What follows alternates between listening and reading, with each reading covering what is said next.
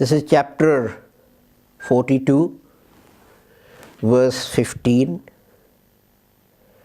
To this then go on inviting, and be steadfast as you have been commanded, and follow not their low desires, and say, I believe in what Allah has revealed of the book, and I am commanded to do justice between you. Allah is our Lord and your Lord. For us are our deeds, and for you your deeds. There is no contention between us and you. Allah will gather us together, and to Him is the eventual coming.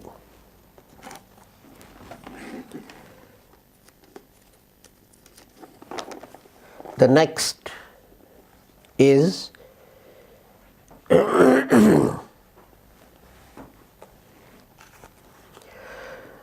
وَالَّذِينَ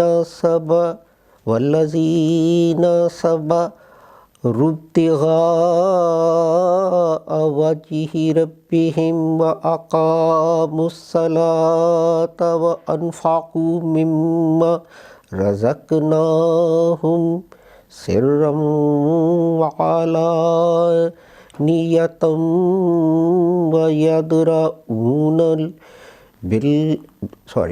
يَدْرَؤُونَ بِالْحَسَنَةِ السَّيِّئَةَ أُولَئِكَ لَهُمْ عُقْبَى الدَّارِ. This is chapter 13, verse 22. And those who are steadfast, seeking the pleasure of their Lord, and keep up prayer and spend of that which we have given them, secretly and openly, and repel evil with good. For such is the happy issue of abode. I have recited these verses to draw your attention to something that has been happening since the time of Hazrat Messiah and Mehdi. But this week rather, two important things happened in this regard. You see, here God tells us our job is to keep on inviting people towards what is the truth and what is the right thing, and be steadfast in doing it. It may not convince people in one day or 1 week or 1 month, and in some cases as we've seen, it's taken over 100 years to convince our brothers that our interpretation of the Holy Quran is the correct one. And it actually started at the time of Hazrat Messiah and Mehdi. That was a time of birth of technology at his time or just before, when new things were being invented all the time. You had the railways, you had photography, you had x-rays, you have recording of sound, and so on, and the list is endless. Every time something was invented, a debate would start amongst the Muslims. Is this allowable or not? Is this halal or haram? Is this Islamic or un-Islamic? And you had this great debate about photography, which to some degree still carries on about whether it's halal or haram. And I have circulated an article in the daily blog that I do, which was written by the head of, I think, history department at the University of Michigan, which shows that it's never been clear cut that photography is actually unlawful in Islam. But Hazrat Sahib gave us a very simple principle. He said, look at the use of something. A thing in itself cannot be halal or haram. It's what you do with it that makes it halal or haram. And he then went on to say, well, photography, I've heard that you do things like you photograph bones, if a bone is broken, to see how best to set it. Obviously, he had heard about X-rays, but perhaps didn't know the name X-ray. He had this information, which is amazing because X-rays had just been discovered a few years before he wrote this. So he must have been very up to date, not only with his religious knowledge, but also with his secular knowledge of sciences and developments and how they impact Islam. And another thing, again, which is quite astonishing, he said, I've also learned that they use photography for classification of the species. I mean, he didn't use those words, but he gave an explanation. And we know, those of you who've done biology at GCSE, etc., that you have to read. There's a whole topic you have to read about classification of species and kingdoms and this and that and so on. Eventually you come down, it's like a hierarchy chart, grandfather, father, son kind of thing. And he said, well, by using photography, knowledge develops. So I can't see how Islam can forbid anything that helps knowledge to develop. The same thing with sound. There was a great big debate about, are loudspeakers halal or haram, are they allowed or not allowed?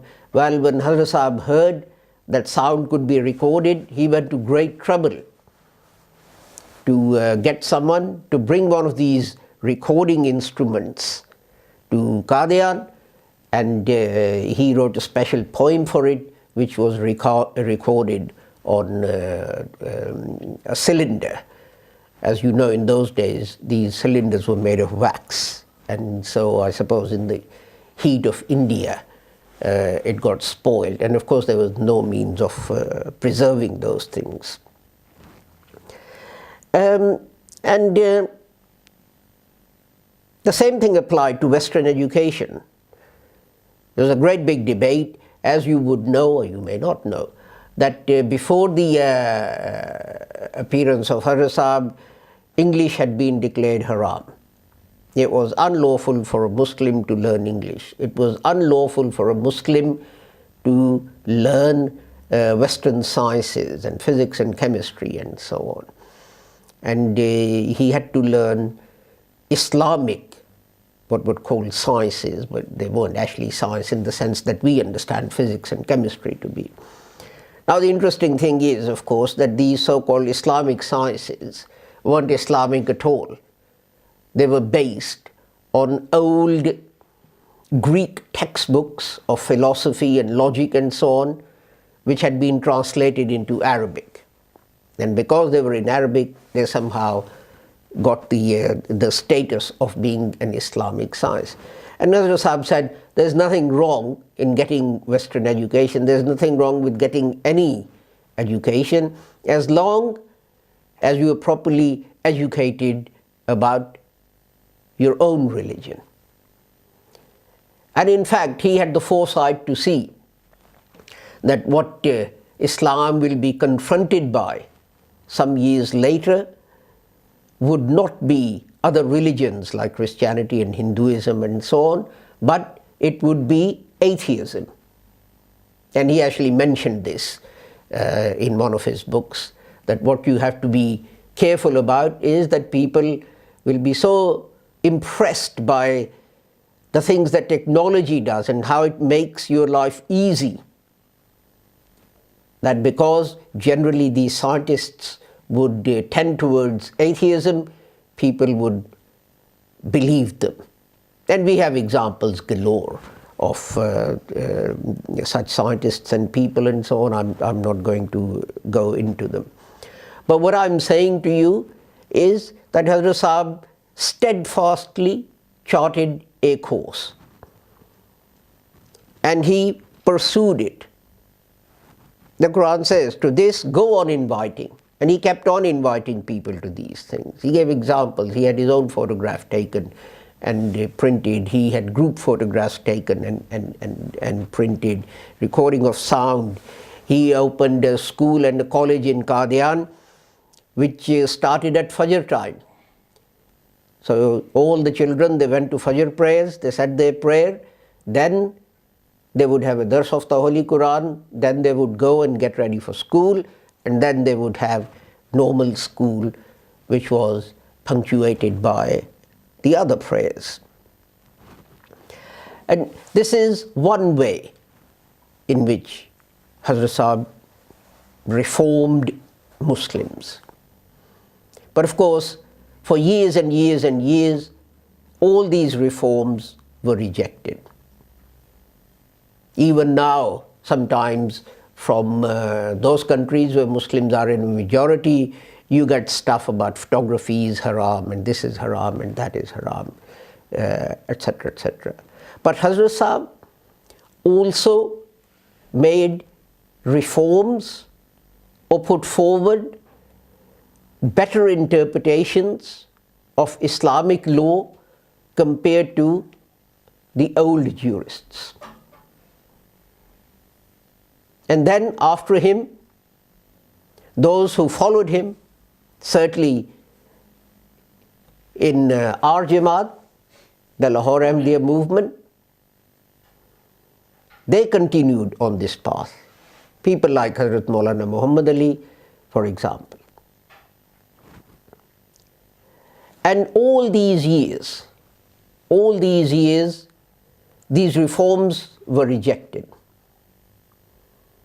And you had a situation where a man could go home and his wife would have cooked him lentils instead of chicken curry, and he would get upset and he would say, divorce, divorce, divorce, and chuck her out of the house, and she would be divorced, and she would have no recourse to law or anything. I remember Maulana Abdul Haq telling me a story that he was sitting with some non-Ahmadi Maulana, and a man came and he was crying, and he said, please Maulana, do something. So this non-Ahmadi Maulana said, what's your problem? And he said, my wife and I, we had a row last night, and I got angry and I said, divorce, divorce, divorce. And then we went to bed and we slept, and in the morning we regret what happened. Is there any way that we can reverse the situation? And the man said, no, she's divorced. She's not your wife anymore. And the man started crying even more, saying, look, we've got kids and this and that and so on. Can you find some way? And the man said, there is no way. And Maulana Vidyarthi said that, no, you're not divorced. It doesn't matter how many times you said it. You only did one divorce. And the point of this, telling you this, is that this was the Sunni view of position of women and rights of women. In those days, women didn't even have the right to ask for a divorce if they were unhappy with the husband. They had to somehow bribe their husband to give them a divorce. But Ahmadis of the Lahore Ahmadiyya movement kept on trying to correct these erroneous ideas that had crept into Islam. We had an opportunity in 1962 when the Pakistan government wanted to reform what was called the family law, and they brought in the Family Law Ordinance 1962, and to this day it is called the Ahmadi law, the Mirzai law, tauntingly by many Maulanas. And that was the first time that a requirement that had been a must in our jamaat, that when a nikah takes place, it must be in writing. Ever since our jamaat was created, all nikahs, all marriages were recorded. The marriage contract was agreed and it was signed by all the parties. None of the Sunnis did this. Further, if a husband wanted to remarry, he just went out and got married again. Why? I don't know. I mean, I'd call a person who was to remarry a glutton for punishment, but there you are. There are some people who are gluttons for punishment. But anyway, he didn't even have to tell his first wife that he had remarried. He didn't have to tell his second wife that he was already married. And that was the first time that under guidance of Mr Nasir Ahmad Farqui, the government said, no, this is incorrect. You have to have your first wife's permission before you can marry again. But you can see the time period, the gap there was between starting the reform work and it beginning to take shape in the form of concrete laws. But what happened last week is what I want to draw your attention to. All these years, 100 years or so, our non-Ahmadi friends have been saying, if you say divorce, divorce, divorce, that is it, the woman is divorced. And we've been saying, no, that is unjust and that is wrong. Oh, by the way, on this score, you will also note that was the first time that a proper legal procedure was set up under which a husband could divorce his wife or the wife could divorce the husband. You made an application to the court and the judge listened to what you had to say and then made his decision. Before that, as I said, it was divorce, divorce, divorce, and you were out of the door. So that was another reform that was enacted on behest of the Ahmadi Anjuman Shahat Islam or its members. But this thing about divorcing someone 3 times and it becoming an effective divorce continued. But I was so pleased to read yesterday that there is now a recommendation before the government to actually make attempts by divorcing, to make such attempts to divorce a woman a punishable offense. There is something called the Council for Islamic Ideology in Pakistan. And they have decided what we said 100 or 125 years ago, that it is unlawful to say that a woman is divorced by simply saying divorce, divorce, divorce. And they've gone further. They've said anyone who attempts to divorce his wife in this manner should be treated as having committed some kind of an offense and punished. So sometimes people say, well, you know, you've been saying these things, you've been preaching these things, and it's been 100 years, so what have you achieved? Now, I want to draw your attention to what we have achieved. The thing about jihad I haven't mentioned because we've said so often that it was Hazrat Mirza Ghulam Ahmad who denounced the sort of jihad of the sword that you see going on in the world today.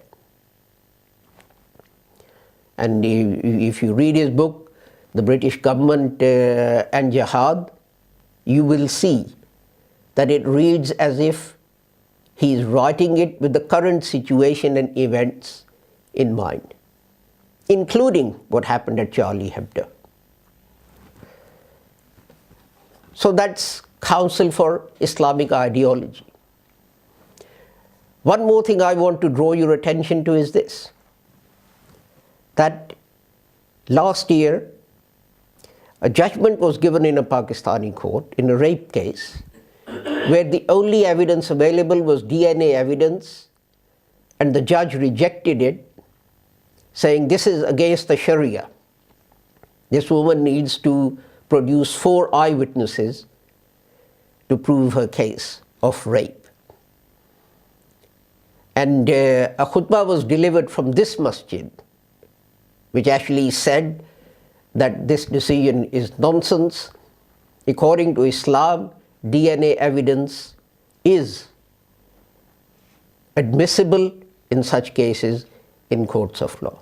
And if I remember, in that khutbah, we also differentiated and distinguished, as they say in legal circles, between rape and other types of sexual intercourse, and showed that rape needed to be treated separately, and in all such cases DNA evidence is more conclusive than any other kind of evidence, such as witness statements and so on. And 2 days ago, the Pakistani Parliament passed a law and approved the use of DNA evidence in such cases. So we can see that slowly and surely progress, the Muslim world is making progress towards our interpretation of Islam and the Holy Quran and the Sunnah and the Hadith.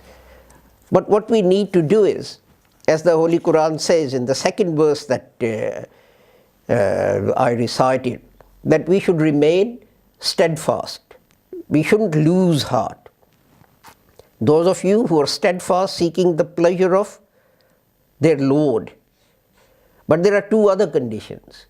One is, and they keep up prayer and spend of that which we have given them, and they spend it secretly and openly, and repel evil with good. I would suggest to misinterpret the Holy Quran, to give the world a wrong view of its teaching and its image, and the image of the Holy Prophet Muhammad, is also evil. And we need to be steadfast in continuing to fight it, although we know that we are hemmed in on one side by critics of Islam, and on the other side, surprisingly, by those people who claim to be actually followers and lovers of Islam. But it will take a long time. But we can see that these things are happening. So we should redouble our efforts rather than lose heart.